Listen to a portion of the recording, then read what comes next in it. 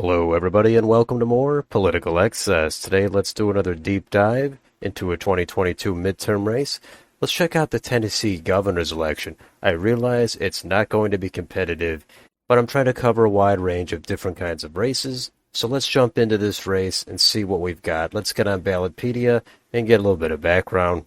The incumbent governor is Bill Lee. He is the Republican. He is running for re-election to a second term. 4 years ago, he won with over 59% of the vote. That was a 21-point margin. His opponent on the Democrat side is Jason Martin. He is a doctor with no prior political experience that I could find.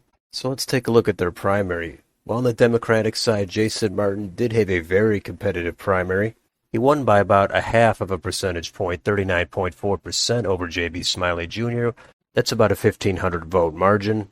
I did not look especially deep into these candidates' positions, as this race is not expected to be competitive, so Jason Martin is probably about as good as anyone else. And for incumbent Bill Lee, he was unopposed in his primary.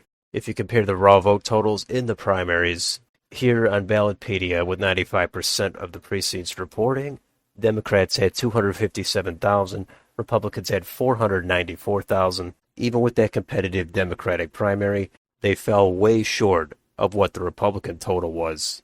However, as I always say, primary vote totals I don't think carry a ton of weight.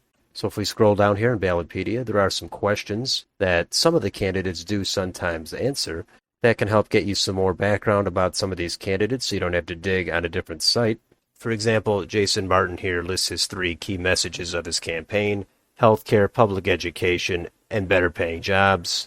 Those are 3 pretty popular, middle-of-the-road positions. You can read more about that stuff here if you'd like. And let's get down to the election rating. And all 3 sites, Cook, Sabato, and Inside Elections, are all safe or solid Republican. That makes a lot of sense. I would say it's a very safe Republican seat. I don't think there's any chance this gets under a 10-point margin. If 4 years ago, Bill Lee won by over 20 points in a blue wave and an open seat, it seems like he should do better this time, unless he's facing a lot of scandals, which he does not appear to be.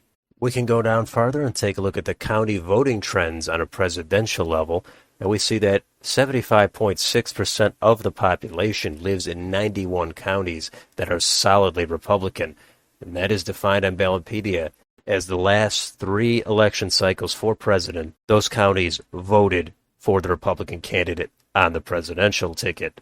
That is Mitt Romney, Donald Trump, and Donald Trump. Conversely, 24.1% of the population lives in only 3 counties that are solidly Democratic. Those voted for Barack Obama, Hillary Clinton, and then Joe Biden. Not many counties have flipped in the past couple of cycles, and that indicates that Tennessee has already been settled in its political polarization for a couple of election cycles. Some counties may be trending one way or the other, but they have yet to flip on a presidential level. If we go down here and take a look at the county map, the most populous county is Shelby County. That's where Memphis is. That went 64% for Biden, 34% for Trump. It's trended slightly toward the left over the last 3 cycles, but only minimally so. Davidson County, where Nashville is, that went for Biden by a similar margin, but that has trended a little bit more to the left over recent cycles.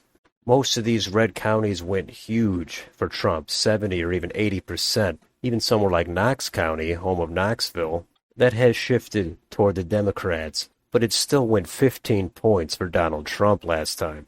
Let's move on to their YouTube channels and see what they've got.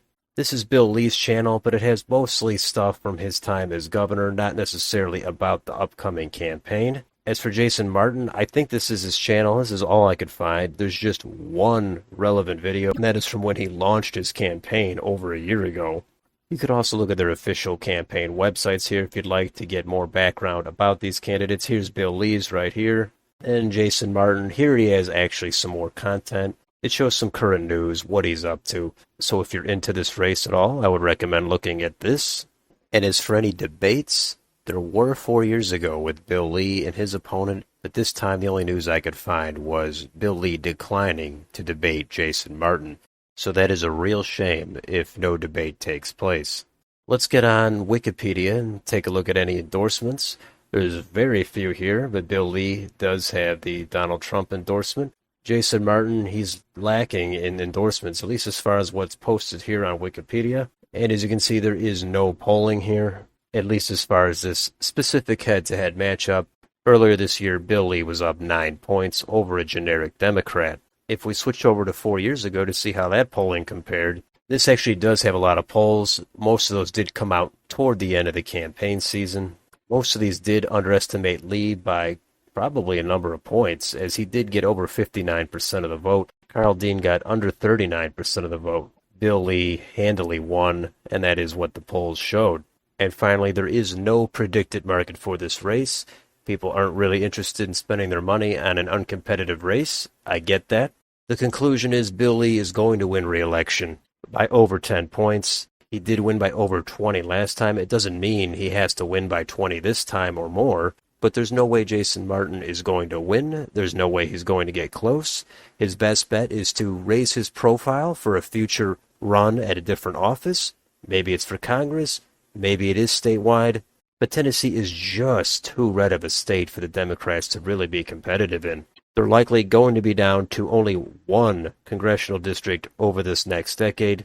Maybe Jason Martin is a great guy. Maybe he runs a great campaign. Maybe he is a good fit for Tennessee. But he's not going to be able to overcome his handicap of being a Democrat in Tennessee. So that's a look into this Tennessee governor's race. Let me know down below. Are you following this race?